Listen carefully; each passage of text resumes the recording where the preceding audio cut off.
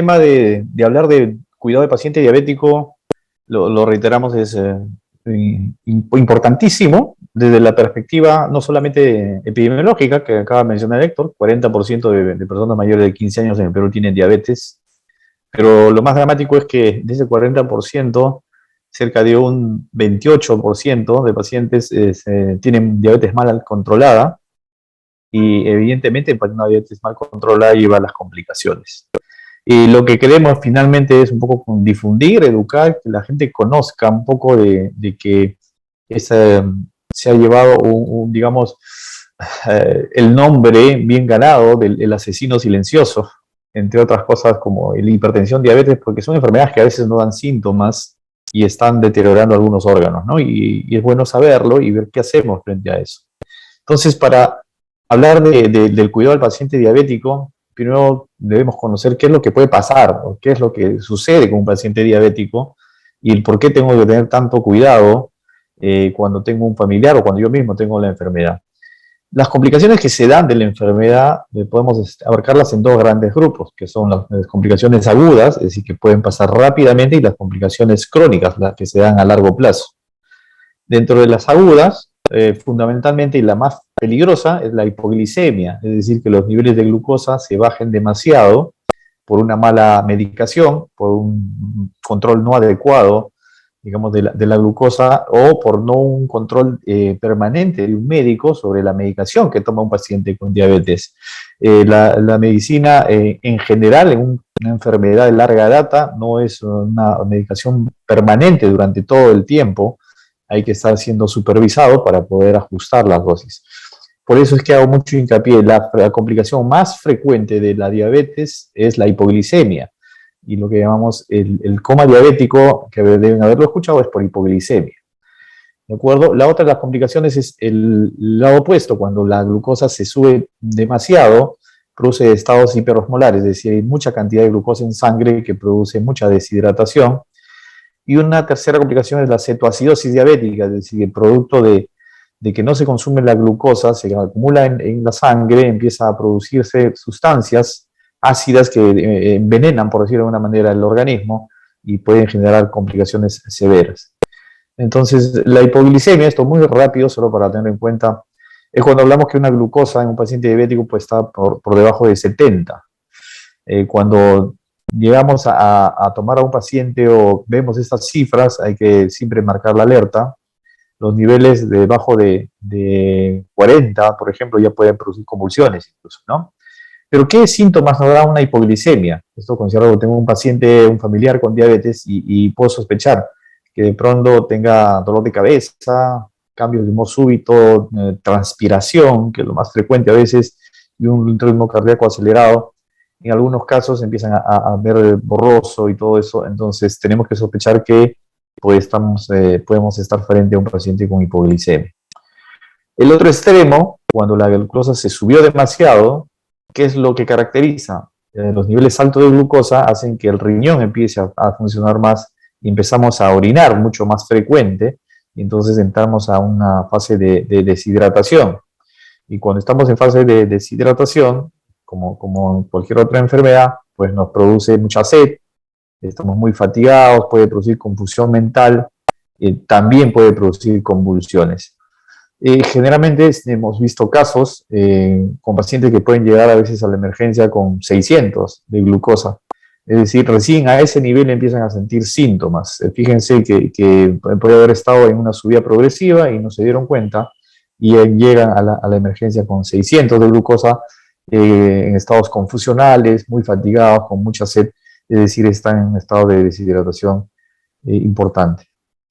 Y la tercera que mencionaba de las complicaciones agudas es la cetoacidosis, es decir, cuando ya no hay suficiente insulina, y entonces se va acumulando la glucosa en sangre, se van produciendo sustancias que el hígado empieza a metabolizar y se conocen como cuerpos cetónicos o cetoácidos, que de alguna manera empiezan a alterar la función de algunos órganos.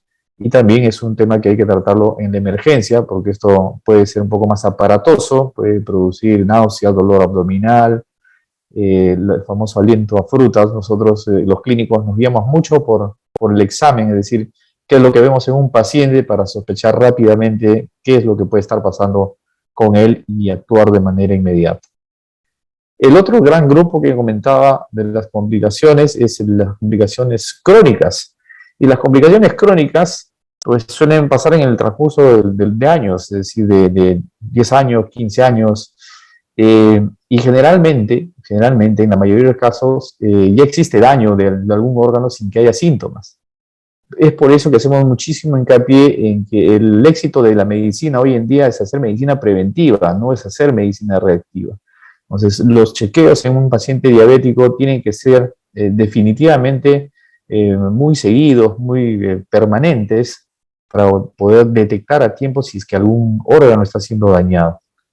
¿Qué podemos, vamos a hacer una lista rápida? ¿Qué puede pasar con un paciente diabético en forma crónica en una complicación? Pérdida de la visión, ceguera.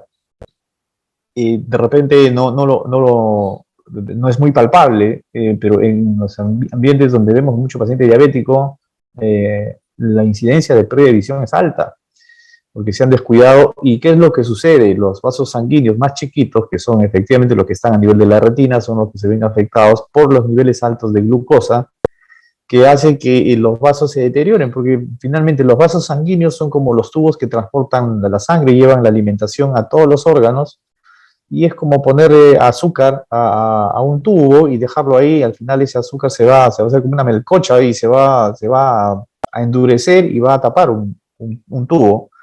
Y una arteria chiquita en la retina, pues finalmente viene a ser eso, un lugar, una vía que transporta la sangre con el oxígeno, y se empiezan a tapar y empiezan a taparse y empiezan a morirse, a infartarse pequeñas áreas de la retina, y finalmente la consecuencia más grave es una retinopatía que nos puede llevar a la ceguera.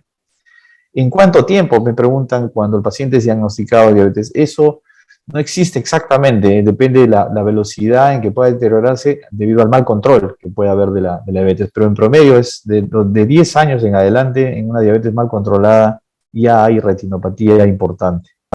Otro de los daños que se explica de la misma manera es porque se dañan los vasos sanguíneos más pequeños. Donde también hay vasos sanguíneos más pequeños, pues a nivel del riñón.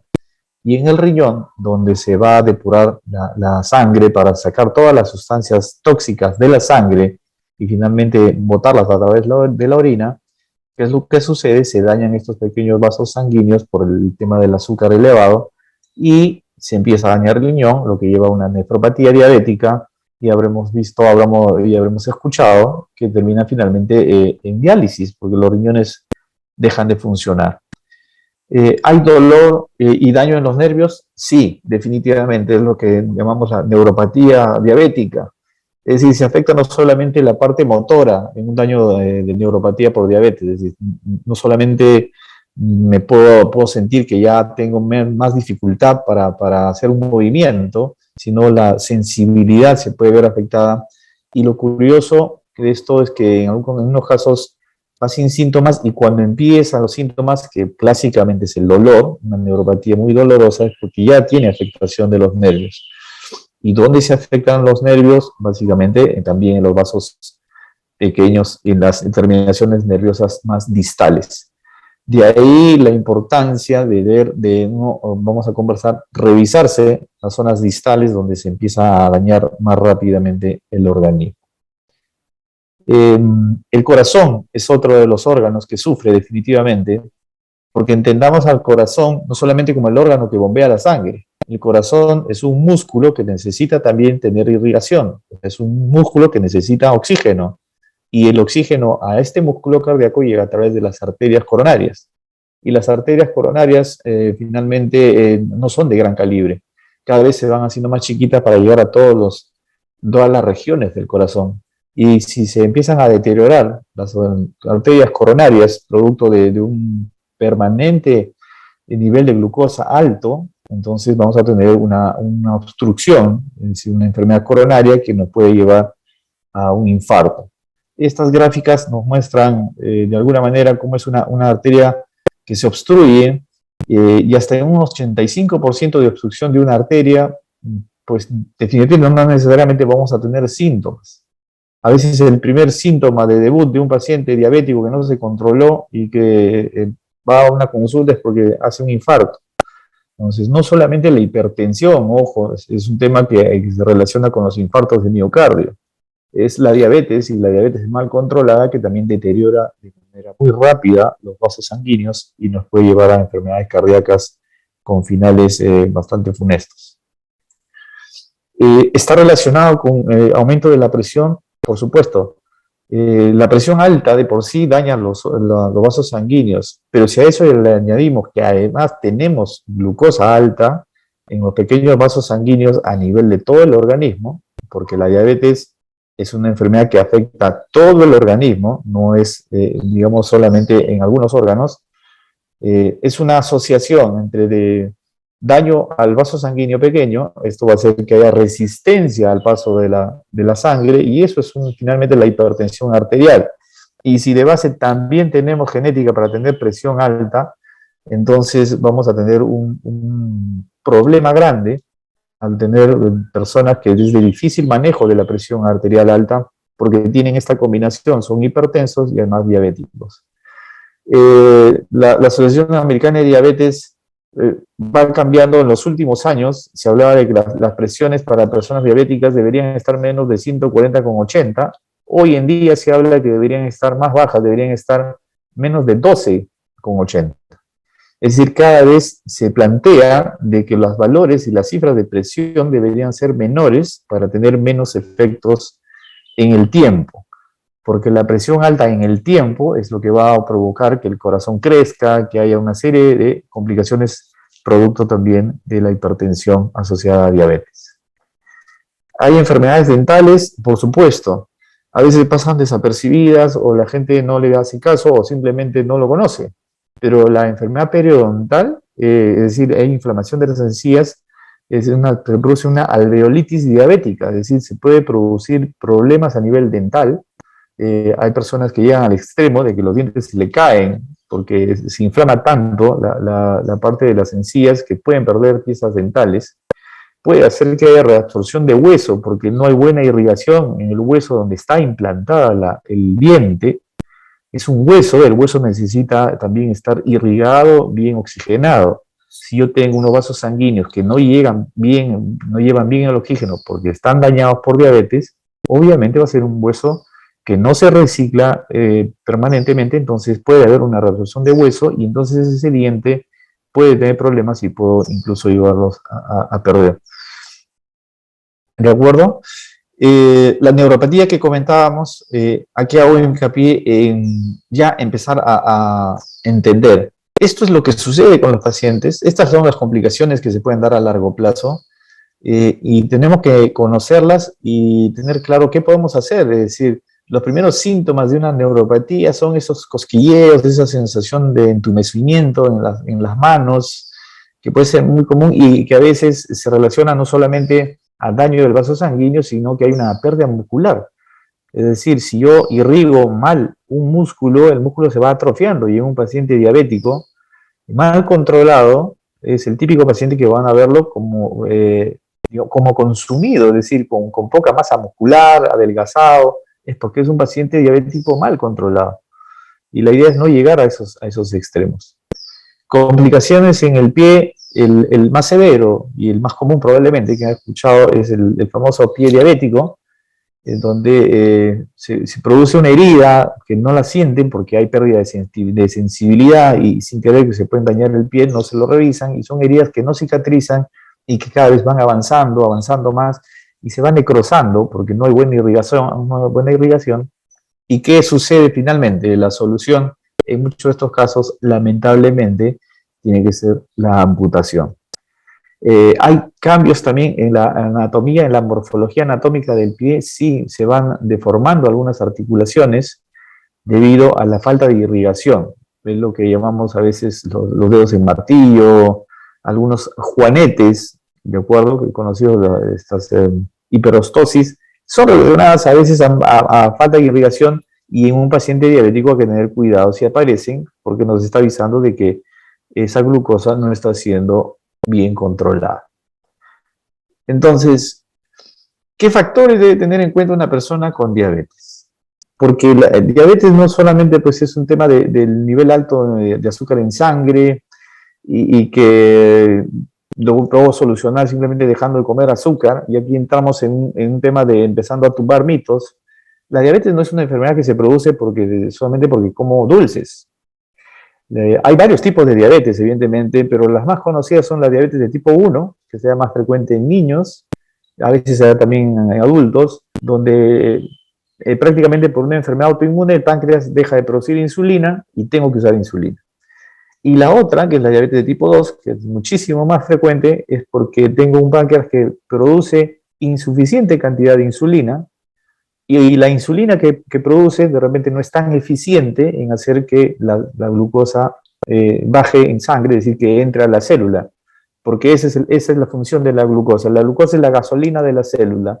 Es decir, yo como algo, finalmente se vuelve glucosa, un carbohidrato en su unidad, en su mínima expresión, es la glucosa, y esa glucosa tiene que entrar a la célula para que la célula haga su función, es su gasolina. Para entrar a la célula necesita una compuerta, y para abrir esa compuerta, esa llavecita es la insulina. Si no tengo insulina, no entra la glucosa se acumula en la sangre y produce todos los problemas que estamos mencionando.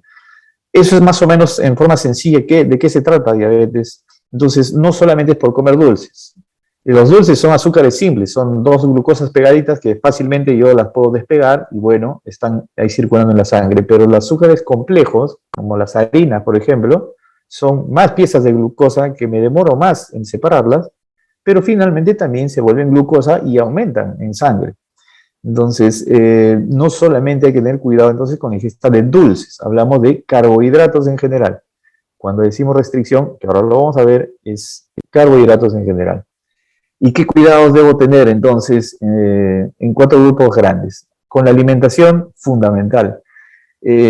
Yo me atrevería a decir que hoy en día se debería considerar, para quienes los colegas que no lo consideran o no han escuchado de parte de sus médicos, la alimentación es parte del tratamiento. No es un tema coadyuvante, ni es un tema que tiene que ser, digamos, paralelo. Es parte del tratamiento, es la alimentación en diabetes.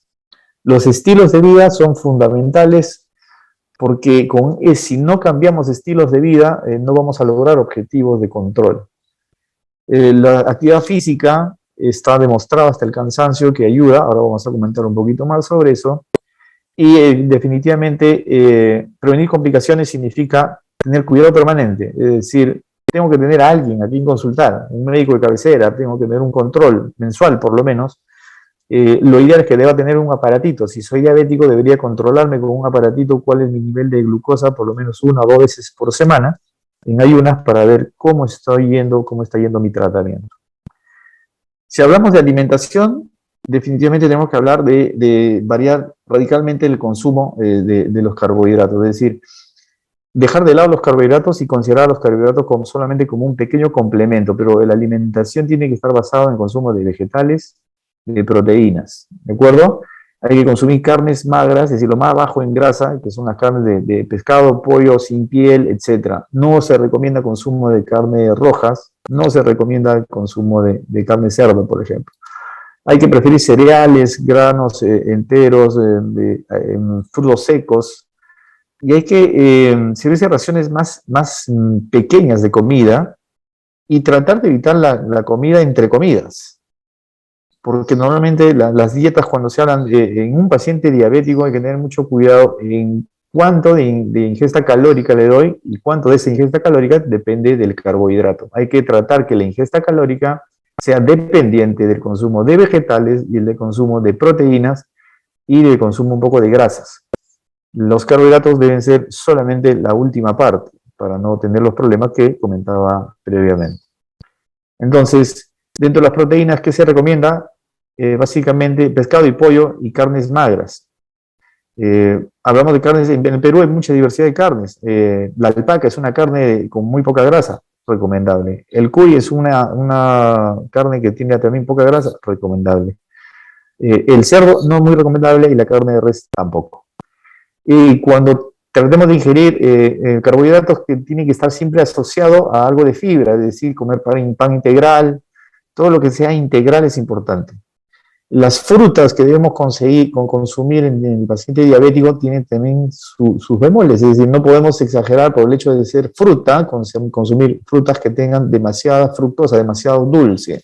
Hablamos de la chirimoya, del plátano, del mango. Hay que tratar de consumir otro tipo de frutas. No estoy diciendo que no se consuman estas, pero no solamente ceñirse a una sola fruta o acostumbrarse a consumir una sola fruta. Y de los vegetales es mucho más sencillo.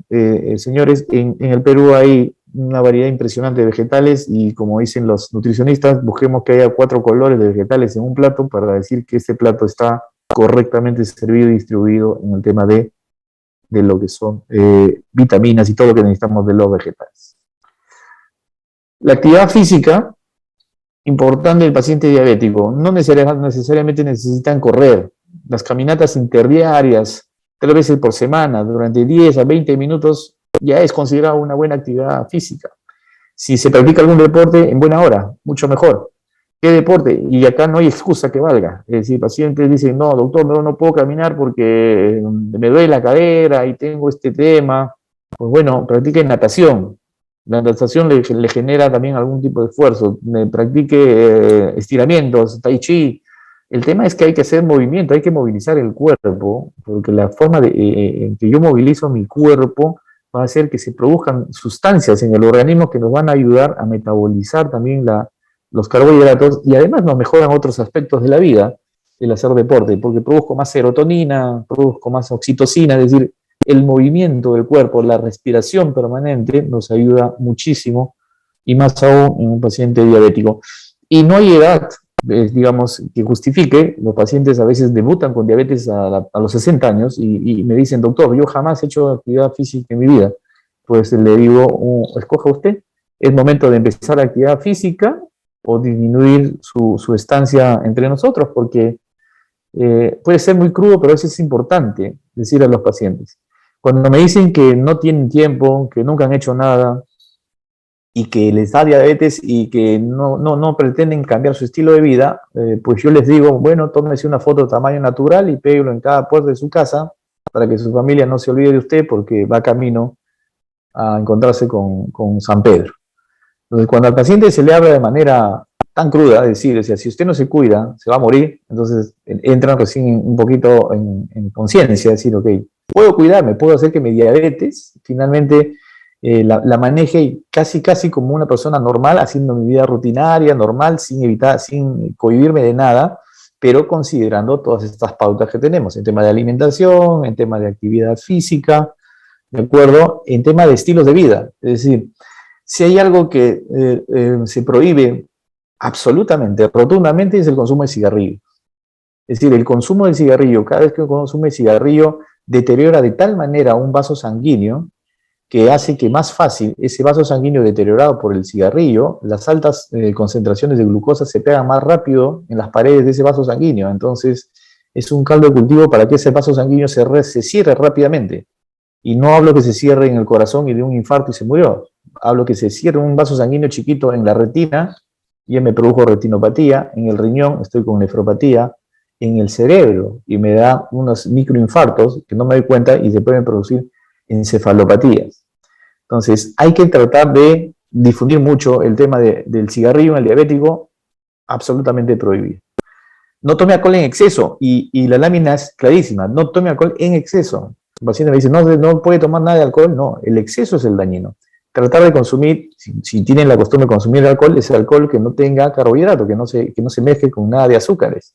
Entonces son alcoholes que están libres de eso, para que no mezclarlas con gaseosas y con estas cosas, porque eso es lo que hace daño con el paciente. Hay que estar siempre conversando y tratando de tener un poco de compartir experiencias con otros diabéticos, a ver qué cosa les fue mejor en el tema de las caminatas, de los ejercicios, etcétera, para un poco motivarse también, ¿no? Y el tema del sedentarismo, esto es la otra pandemia que nos aqueja hace 10 años por lo menos en todo el mundo. Definitivamente los impactos más severos se ven sobre diabetes, ¿no? El hecho de ser sedentario ya de por sí es un problema, ya es una enfermedad. La obesidad está pronosticado en el año 2030, va a ser la primera causa de muerte la pandemia más grande va a ser la obesidad. Y está directamente relacionado con los hábitos que tenemos, de no hacer ejercicio, de comer poco saludable. Diabetes y depresión. Este es un tema que a veces no se toma en cuenta, pero fíjese que es importantísimo hoy en día considerar que el paciente diabético, cuando se le hace el diagnóstico y ve el tema, ve un futuro sombrío, es decir, ¿y qué va a hacer de su vida? Se ven ciegos, amputados, etcétera, cuando no es del todo cierto, porque se puede controlar la diabetes. Una diabetes controlada puede tener un paciente 30 años de diabético y no tiene ninguna complicación cuando está adecuadamente controlado. Pero en el fondo, el trasfondo, los médicos debemos tratar de buscar, y los familiares del paciente diabético tienen que detectar y pedir ayuda cuando ven a un paciente diabético que está excesivamente triste, decaído, con poca expectativa, sin ganas de hacer las cosas, y a veces no le damos importancia o le achacamos el tema a que puede tener el estrés que todos tenemos y es las preocupaciones de todos.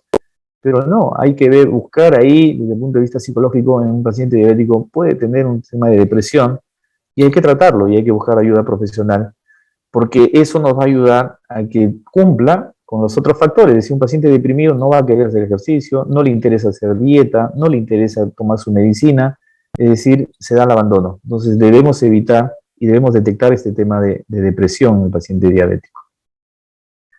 Entonces, si ya tiene la enfermedad diagnosticada, son los tips. Hay que iniciar el tratamiento médico definitivamente y no dejarlo. Otro de los temas en nuestro país muy frecuente es, así como hay automedicación, hay autorregulación de la medicina y autosuspensión del medicamento, como las redes y el internet ahora hacen que 15 minutos de lectura puede ser que reemplacen a los 11 años de estudios en la universidad, porque leí 15 minutos sobre diabetes y ya soy un especialista en diabetes. Entonces digo, no, voy a dejar de tomar esta medicina porque me parece que ya no la necesito. Y la gente deja de tomar su medicina. Y después, cuando viene a la consulta, nos dicen, bueno, ¿y quién le indicó que lo deje? No, lo leí porque me parecía que no lo debía tomar. Ese es un gran error. Entonces, eso es importante difundirlo a nivel familiar, con los amigos. Jamás se puede dejar un medicamento ni para la hipertensión ni para la diabetes en general. Ningún medicamento recetado por un médico, el paciente tiene la autoridad, pues, digamos, para poder quitárselo, porque puede tener efectos muy mal. Modificar las conductas de los sistemas saludables, o sea, dejar de fumar, dejar de beber, ese es un tema que tenemos que hacer mucho hincapié, porque depende mucho del paciente, del interés que le ponga, poniéndole las cosas claras, es decir, hacia dónde queremos ir. Si no queremos complicaciones, tenemos que adoptar medidas de esa magnitud, tenemos que cambiar hábitos, si no, no se consiguen los objetivos y obviamente van a aparecer algunas complicaciones. Y aquí hay un dato que suena duro, pero es cierto, y la literatura lo describe. Hay hasta un 12% de pacientes diabéticos, 12% de pacientes diabéticos, que a pesar de tener la mejor medicación, el control adecuado y cumplir todo esto, su diabetes, su glucosa no se controla. Y es un dolor de cabeza para nosotros los médicos. ¿Cómo controlamos a un paciente que hace todo lo que le decimos y su glucosa no se controla? Hay temas genéticos, hay una serie de situaciones donde es complejo. Es decir, si ese porcentaje, digamos, que toma el interés y no logra controlar, se presentan a veces las complicaciones en ellos, entonces es penoso. Para los que sí responden, entonces suena un poco, digamos, no entendible para la persona que si toma acción, su diabetes no se va a complicar. Entonces, intentemos siempre persuadir sobre eso a nuestros familiares y amigos. Seguir la alimentación, régimen adecuado, hacer actividad física y no al sedentarismo. Estas cosas deberían estar bien metidas en el chip de los diabéticos y de los que tenemos alrededor algún familiar o amigo diabético. No dejar su tratamiento, no fumar, tomar bebida alcohólica sin azúcar, ejercicio, no sedentarismo y una dieta, que es la más importante. Seguimiento, efectivamente, yo creo en estos tiempos, si hay alguien que todavía no está convencido que la prevención es la solución a los problemas médicos en el mundo, no está haciendo medicina de ninguna manera.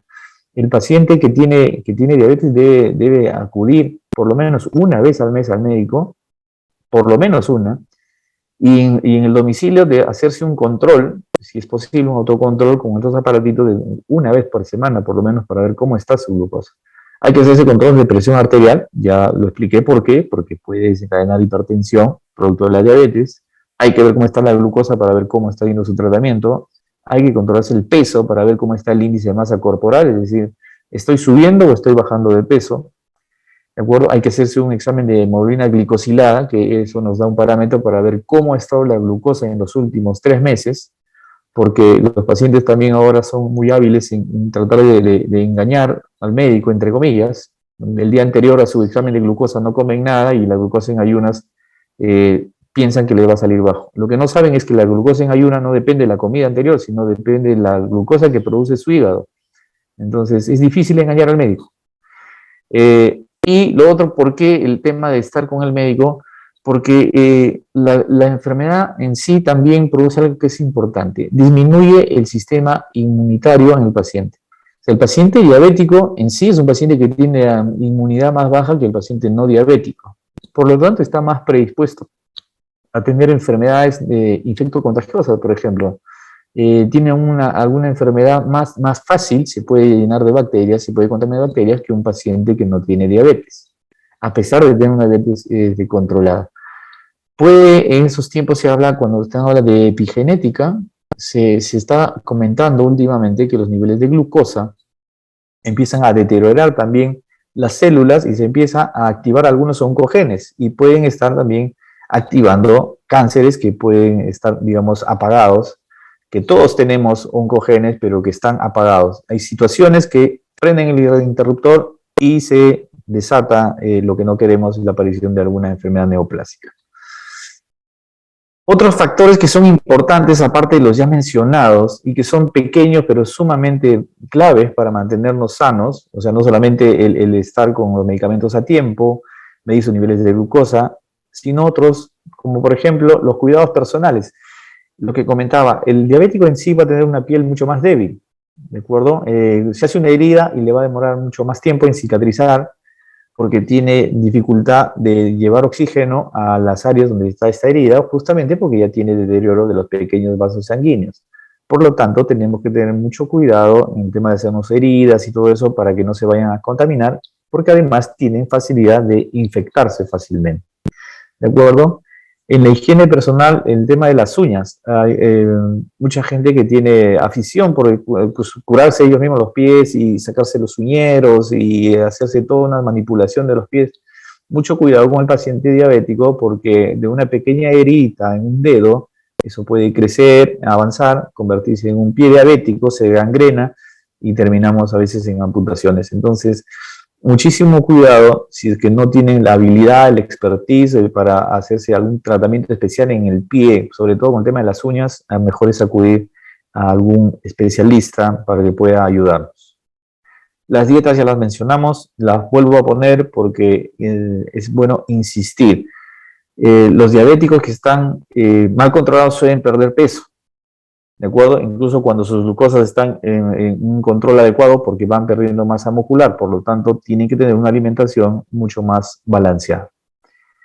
Otro de los factores que suceden en los diabéticos es que la piel la van a tener más seca, producto de que hay una irrigación inadecuada en las partes distales. Entonces, si yo tengo piel seca, por ejemplo, en el de los pies, más fácilmente se agrietan y se pueden contaminar con bacterias y me producen infecciones, inflamaciones, etc. En general, las piernas en sí hay que tener mucho cuidado porque se va perdiendo la sensibilidad a veces, hay laceraciones, pequeñas heridas, cositas que no sentimos porque se pierde la sensibilidad por la neuropatía. La neuropatía diabética lo que primero que hace es perder la sensibilidad en las áreas más distales. Como nos damos cuenta, va un paciente diabético y a veces le aplicamos algunas pruebas sobre las plantas de los pies y de pronto ya no sienten. Y ellos no han sentido ningún síntoma, no tienen ninguna herida, pero no sienten la planta de los pies. Entonces es un aviso de decir, ojo, esa diabetes está produciendo ya neuropatía distal, hay que tener cuidado de no dañarse esos pies porque la cicatrización va a ser más difícil. ¿Se produce retención de líquidos? Sí, pero esto ya es cuando el riñón ya está un poco dañado, lo que comentábamos, Y entonces la retención de líquidos en un paciente con diabetes sí nos debe pensar, ojo, ese riñón ya está dañado, hay que tener mucho cuidado. Y lo primero que vemos son los edemas en los pies. Una característica importante de los edemas cuando tiene que ver con el riñón es que siempre son bilaterales. Los edemas que son unilaterales generalmente hay que buscar otras causas. Cuando son bilaterales hay que pensar, este es un problema cardíaco, que hay un aumento de presión, de problemas de los vasos, o hay un problema de diabetes que está deteriorando los vasos sanguíneos a nivel distal y entonces no se produce adecuadamente la fisiología del drenaje venoso y entonces se acumulan líquidos y eso se muestra a través de un edema. En general, el cuidado de las piernas es sumamente importante en el diabético. Debe ser de rutina, debe estar permanentemente chequeado el paciente diabético. Curioso, penoso diría yo. Yo cuando veo pacientes con diabetes les pregunto, su médico le revisó los pies y en el 80% de los casos me dice no. Entonces, no sé en qué parte del examen físico del diabético, a veces los colegas por la rapidez del apuro se olvidaron que parte fundamental es revisar los pies. Entonces, si usted es diabético o tiene un paciente diabético, va a su médico y su médico no le revisa los pies, entonces hágale acordar a su médico que tiene que revisarle los pies. Hay que ver cómo están los pulsos en los pies, cómo está si el cambio de la forma de los dedos, si está viendo algún tema que el paciente de repente no se da cuenta, pero nosotros sí tenemos la capacidad de detectarlo y tomar acción para decir, ojo, hay que tener cuidado con esto y tomar acción sobre eso, ¿no? En general hay que revisar el cuerpo constantemente en un diabético, revisar la piel, revisar los cambios tróficos, los depósitos de tejido adiposo, el peso en el paciente, las uñas, etcétera, porque si entendemos que es una enfermedad sistémica, donde se deterioran los pequeños vasos sanguíneos, hay vasos sanguíneos en todo el organismo. Se deterioran los pequeños filamentos nerviosos, hay filamentos nerviosos en todo el cuerpo. Entonces hay que detectarlos y eso es siempre revisando todo el cuerpo, haciéndose un chequeo. Uno debería tener la responsabilidad de estar mirando si apareció algo, pero el médico también tiene doble responsabilidad de mirar bien y examinar bien a su paciente. Eso es básicamente hacer un repaso de lo que debemos hacer, lo que tenemos que hacer con nuestros pacientes y recalco dos cosas fundamentales. La prevención es la clave del éxito y el contacto con un médico por lo menos una vez al mes creo que es la sinergia fundamental para tener a un paciente diabético.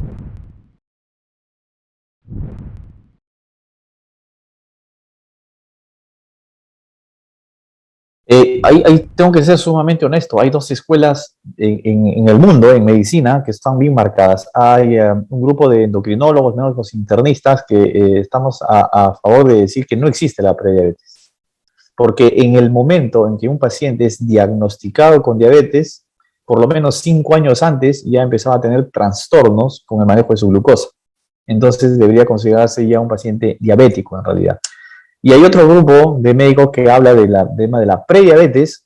Creería que entendiendo desde el punto de vista de no alarmar al paciente y de tratar de que no catalogarlo como un diabético para que no impactarlo de alguna manera. Pero el paciente prediabético, finalmente, ya necesita tomar todas las medidas que hemos comentado. Tomar incluso medicamentos que mejoren su resistencia a la insulina, cambiar su dieta, o sea, hacer todo el tratamiento que le hacemos a un diabético. Entonces, está ahí el dilema en la literatura médica, vamos a encontrar de ambas cosas, ¿no?